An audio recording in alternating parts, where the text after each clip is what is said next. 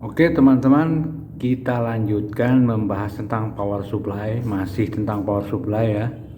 Kali ini saya akan membahas tentang MOSFET. Para teknisi sering menyebutnya adalah MOSFET. Ini adalah transistor MOSFET yang berkaki 3. MOSFET adalah salah satu komponen aktif yang sangat penting pada perangkat atau modul elektronika. Komponen ini mempunyai kaki 3 atau lebih, tergantung jenisnya ya. MOSFET ini sangat vital pada sebuah perangkat elektronika, sebab jika mengalami kerusakan pada perangkat elektronika, MOSFET-nya rusak, akan mati total. MOSFET ini banyak digunakan pada perangkat elektronika modern zaman sekarang, seperti laptop, motherboard, power supply TV atau power supply monitor, speaker aktif, mesin las juga, amplifier, pokoknya semua perangkat yang banyak digunakan di rumah tangga. Perangkat-perangkat komunikasi juga banyak menggunakan MOSFET. Karena kegunaannya sangat vital, fungsi utama MOSFET ini adalah sebagai switching, atau dalam bahasa Indonesianya adalah untuk memutus dan mengalirkan tegangan pada sebuah perangkat elektronika. Jadi kalau dianalogikan dengan perangkat listrik, itu adalah MOSFET ini adalah saklar untuk menghidupkan lampu, menghidupkan dan mematikan lampu. Nah, seperti itu.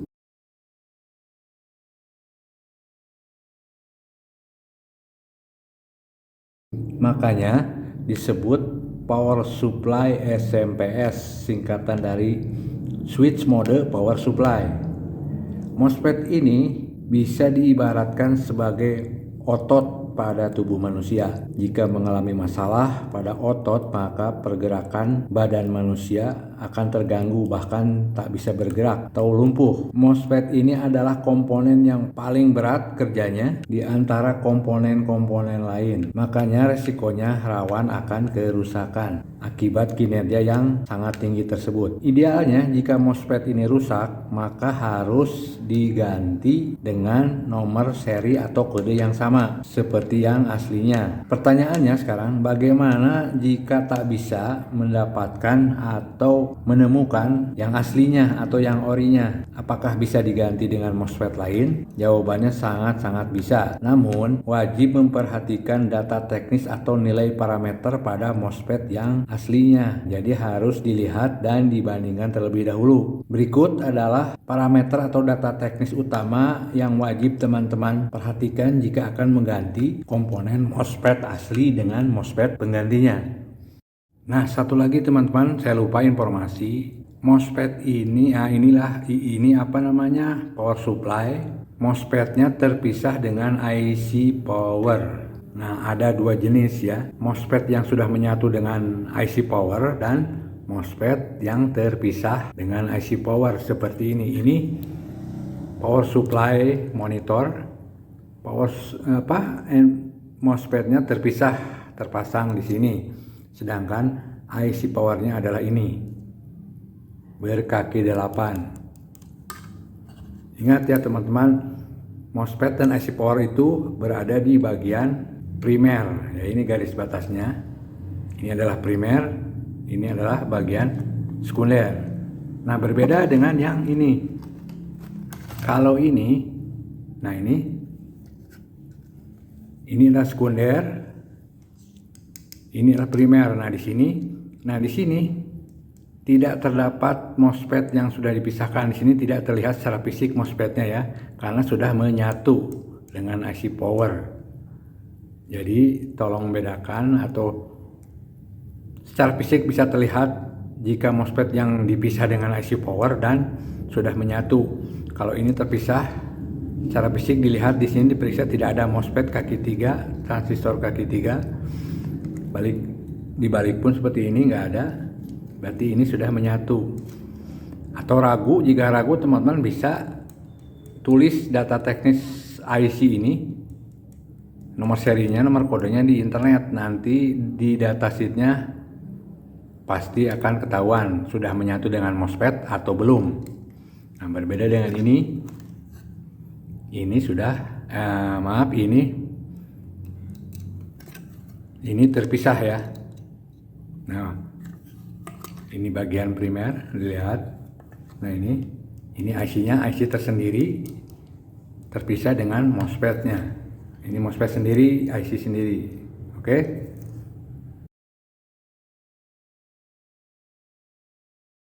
Nah, hal pertama yang harus diperhatikan untuk mengganti atau mencari pengganti MOSFET aslinya itu adalah perhatikan tipenya. Nah, ada dua tipe NPN dan PNP. Nah, yang sering atau banyak digunakan pada power supply adalah jenis NPN. Hampir 99% menggunakan jenis NPN. Teman-teman bisa lihat di data teknisnya. Silakan tulis kodenya di internet, lalu perhatikan kaki-kakinya, atau secara langsung pun bisa terlihat di sini. Nah, ini contohnya, ini adalah ada tulisan GDS. Berarti ini adalah MOSFET. Jika ada tulisan GDS, gate, drain, dan source. Atau jika tak melihat di sini, bisa dibalik di sini. Nah, di sini akan terlihat juga. Nah, ini G, D, sebentar. Nah, ini dia G, ini D, ini S. Oke. Nah, pastikan dulu tipenya apa, NPN atau PNP. Mayoritas atau kebanyakan di MOSFET di bagian primer tegangan tinggi atau ini adalah di semua jenis power supply adalah jenis NPN. Oke.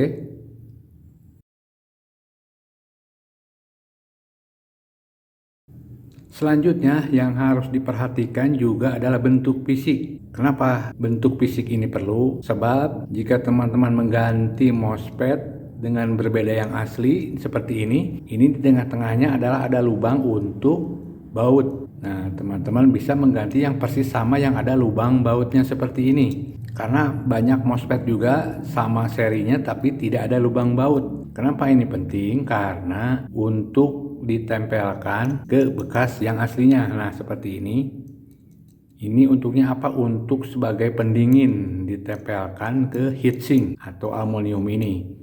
Jadi usahakan harus sama persis agar nanti mudah memasangnya dan bisa dilapisi dengan pendingin ini. Jadi cari yang sama persis. Misalkan ada lubangnya untuk baut, cari juga yang ada lubangnya seperti ini, yang ada baut untuk ditempelkan dengan lubang aslinya. Karena ini sangat berguna teman-teman untuk membuang panas dari MOSFET ini jika sedang bekerja. Jadi usahakan harus sama. Jadi kita tidak ribet lagi pasang heatsink. Untuk mendinginkan MOSFET tinggal kita tancapkan, langsung kita baut pakai obeng untuk tempelkan ke heatsink ini.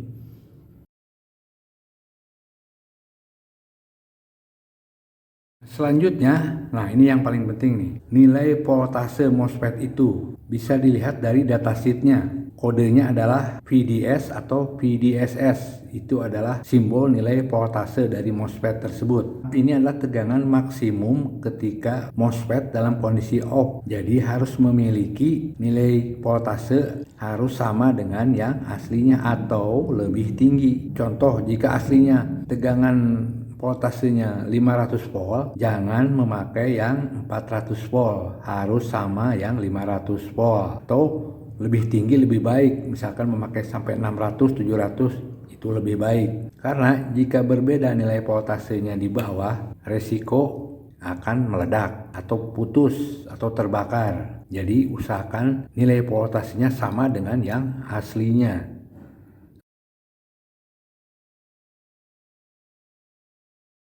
Nah, selanjutnya adalah nilai ampere, teman-teman. Nah, nilai ampere pada MOSFET ini kita harus mengganti sama dengan nilai ampere yang aslinya. Misalkan ini ada 500 volt, 500 volt 7 ampere. Kita bisa mengganti sama dengan 500 voltasenya dengan 7 ampere. Atau lebih tinggi itu lebih baik, lebih bagus. Misalnya 500 volt diganti aslinya, 7 ampere diganti dengan 10 ampere, itu lebih baik, lebih bagus. Oke, jangan pernah mengganti MOSFET dengan nilai ampere di bawah yang aslinya. Nah, jika diganti di bawah nilai aslinya, resikonya akan panas dan meledak. Itu adalah nilai ampere, harus sama atau lebih tinggi dari aslinya.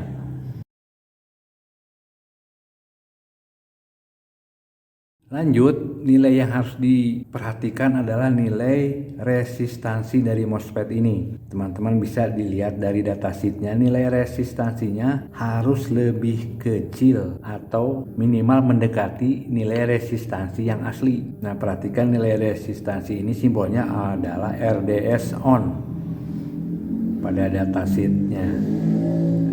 Nilai resistansi ini sekali lagi harus lebih kecil atau minimal mendekati dengan nilai aslinya. Karena jika semakin kecil, semakin bagus. Jadi akan mengurangi panas yang dihasilkan. Jika resistansinya semakin besar, maka akan cepat panas. Nah, perhatikan nilai resistansinya harus mendekati dengan nilai resistansi yang aslinya.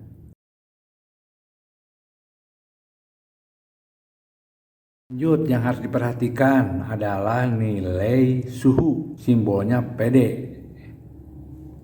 PD itu power dissipation, artinya kemampuan MOSFET ini untuk menahan panas. Ya, maksimumnya berapa? Misalkan 125 derajat, jangan kurang dari 125 derajat. Jika melebihi, ya pasti akan kepanasan.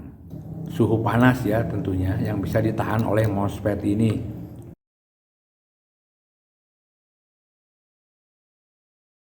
Nah, teman-teman, tahukah MOSFET ini bukan hanya dipasang pada bagian primer atau bagian tegangan tinggi saja. Nah, saya ambil contoh yang ini saja supaya gampang. Ini adalah bagian primer, bagian tegangan tinggi. Ini adalah bagian sekunder.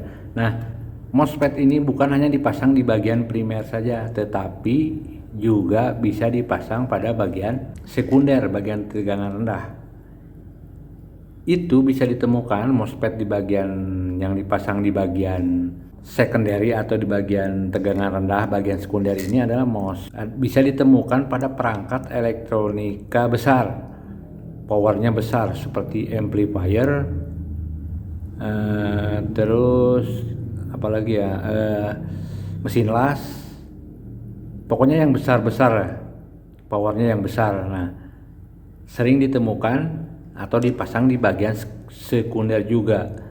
Tapi kalau ini power supply TV atau monitor atau yang kecil, powernya jarang dipasang MOSFET di bagian sekunder.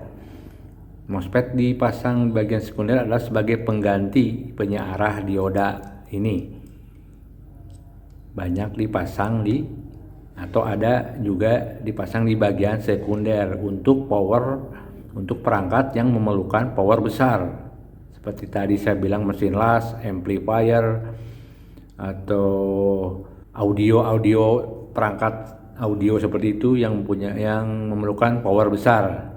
Bedanya kalau MOSFET yang ada di bagian yang dipasang di bagian primer dan sekunder itu voltasenya yang dipasang di bagian tegangan tinggi, di bagian primer ini voltasenya biasanya tinggi, misalkan 500 volt. Sebaliknya kalau yang dipasang di bagian tegangan rendah atau bagian sekunder, voltasenya biasanya rendah, biasanya 30 volt, 50 volt, tidak jauh dari output yang diperlukan oleh perangkat elektronika, misalnya 12 volt. Nah, voltase MOSFET yang di bagian sekunder hanya misalkan 30 atau paling tinggi hanya 100. Berbeda yang ada di bagian sekunder, voltasenya bagian primer voltasenya tinggi. Sedangkan nilai ampernya justru lebih tinggi daripada dibandingkan MOSFET yang dipasang di bagian primer. Misalkan ampernya MOSFET di bagian primer ini adalah 12 ampere. Di sini bisa sampai 20 ampere, 30 ampere. Jadi terbalik, teman-teman.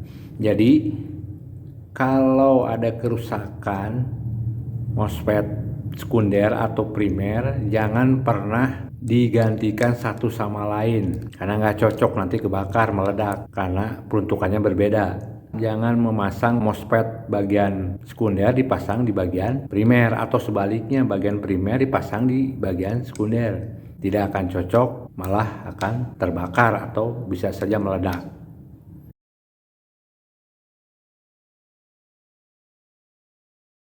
Nah, agar kita aman cara memasang MOSFET setelah kita memperhatikan nilai-nilai yang sebelumnya kita bahas, perhatikan juga sebelum memasang MOSFET ini, perhatikan juga komponen di sekitarnya, yaitu komponen yang utama adalah dioda ini, dioda bridge ini. Nah, dioda bridge ini pastikan tidak short ya teman-teman. Kalau nanti short, nanti bisa mengakibatkan MOSFET yang kita pasang juga akan short kembali, akan putus kembali. Jadi capek-capek nanti kita pasang short lagi. Nah, pastikan dulu komponen dioda bridge ini normal. Itu ke satu. Kedua, perhatikan kapasitor yang terhubung ke kaki gate MOSFET ini, maksudnya bukan kaki gate, kaki drain, kaki tengah. Kan GDS, gate, drain, dan source. Nah, kaki tengah ini akan terhubung ke kapasitor ini. Ini kapasitornya bisa biru, bisa merah seperti ini. Jadi telusuri dulu dari kaki drain, kaki tengah MOSFET ini, menyambung nggak, ada tersambung nggak dengan namanya kapasitor. Nah, pastikan kapasitor ini juga tidak short atau nilainya tidak molor. Jika rusak atau nilainya molor, nanti akan mengakibatkan MOSFET yang sudah capek-capek kita pasang tadi akan putus lagi. Jadi pastikan dulu kapasitor yang terhubung, kakinya yang terhubung ke kaki tengah gate ini bisa ditelusuri nanti. Nah, kapasitor ini bisa bermacam-macam, bisa warnanya merah seperti ini juga. Nah, seperti ini. Ini juga MOSFET ya teman-teman ya. Kaki tengahnya drain terhubung ke kaki kapasitor ini nih. Ini warnanya coklat. Nah, perhatikan kapasitor ini harus normal. Jika tidak normal, jika rusak, bisa mengakibatkan ini putus lagi. Nah, lalu setelah memasang MOSFET baru, jangan langsung dinyalakan agar menghindari jika masih ada konslet. Caranya kita bisa memakai bohlam, dipasang di bagian fuse ini. Nah, saya contohkan yang ini saja. Nah, bagian fuse, nah di sini. Ini tempelkan bohlam di bagian masing-masing kaki ini. Nanti kalau ketika dinyalakan, kita sudah memasang bohlam di sini, kita nyalakan, bohlam menyala terang dan tidak mati, berarti masih ada short, masih ada kerusakan di bagian primer, bagian tegangan tinggi. Cek lagi apakah ada yang masih short, ada komponen yang masih terlewat. Jadi pasang dulu bohlam. Nah, bohlamnya bisa 60 watt, bisa 100 watt. Kalau yang bagus 100 watt ya, agar tidak putus. Karena ini lumayan besar ini powernya. Apalagi kita memeriksa power supply amplifier itu besar sekali. Jadi harus memakai bohlam yang 100 watt. Bukan bohlam LED ya teman-teman, tapi bohlam biasa. Jika bohlam sudah dipasang di sini, dinyalakan berarti tidak nyala, berarti itu sudah normal. Nggak ada yang short di bagian tegangan tinggi ini. Tapi jika bohlam dinyalakan terang, tidak redup atau tidak mati, berarti masih ada masalah. Nanti saya bahas habis tentang cara memakai bohlam ini ya di video yang lain. Teman-teman, nanti saya di akhir akan saya berikan semacam tabel ya, tabel untuk pengganti MOSFET alternatif. Teman-teman bisa screenshot kalau perlu.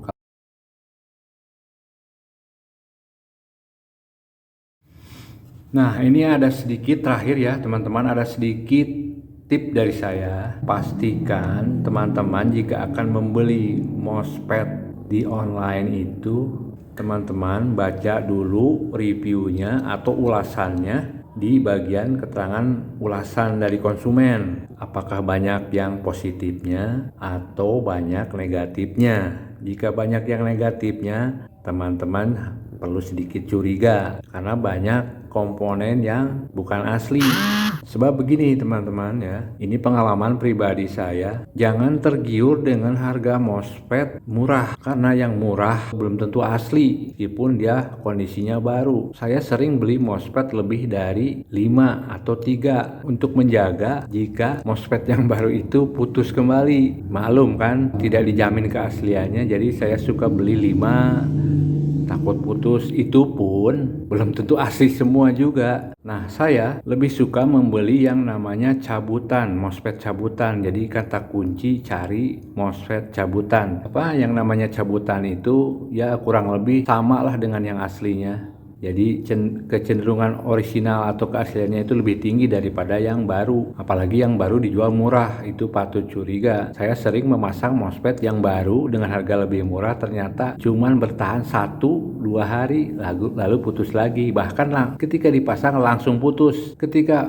belum dipasang pun setelah diperiksa, misalkan saya pernah beli 4, yang bagus cuman 1, yang 4 itu sudah putus. Itu pun dipasang baru setengah hari, dicoba sudah putus lagi. Apakah yang cabutan itu juga dijamin asli? Enggak juga teman-teman, karena kalau penjual yang nakal juga suka dicampur dengan yang KW. Sepertinya kita beli 5 atau 3, 2 atau 1, pasti ada yang KW, pasti ada yang kualitasnya rendah dicampur. Tergantung penjualnya lah, kita pintar-pintar saja, kita lihat dulu reviewnya atau reputasinya toko yang menjual tersebut, apakah bagus, apakah banyak komplain dari pembelinya atau gimana. Gunakan pilih teman-teman lah yang kira-kira bagus nih, yang jual yang jujur. Banyak trik-triknya penjual MOSFET atau penjual komponen itu ya.